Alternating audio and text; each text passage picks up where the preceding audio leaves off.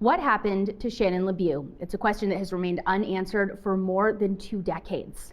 Tonight, we take you inside the case, hear from the lead investigator and 2 people close to LaBau who have never spoken to the media before. It's a story you'll only see here on MTN, and maybe you have that missing piece that can finally close this case. Shannon LaBau was last seen here on February 23, 1999, and his disappearance has haunted those close to him and his case every day for more than 25 years since. I just would always have that hope that one day I'd wake up and he'd be knocking at my door because he survived whatever happened and he found me. You literally get jealous seeing other people get closure and you don't get it. And we've never had it. LaBau was 23, the second youngest of 7 kids, and a young father at the time of his disappearance. He loved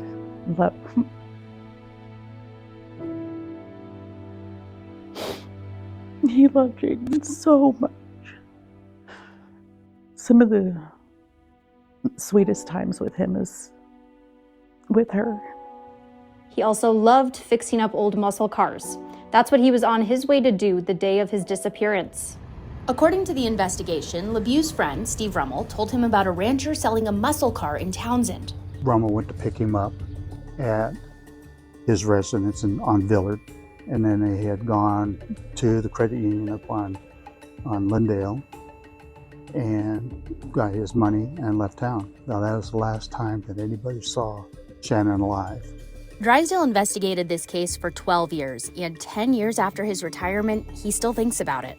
I don't think it'll ever leave me. This case, I put a lot of time and effort into it.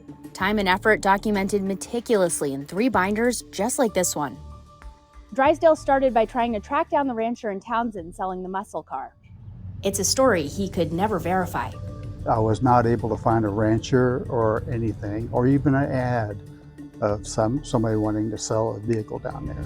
He logged hours of travel following up on tips, driving to the far edges of Montana, even going to Kentucky to talk with people who might have information. After years of work, searches, countless interviews, Drysdale is pretty sure he knows what happened and who did it. Oh yeah, his name comes up a lot. But without any evidence, I have nothing to act on.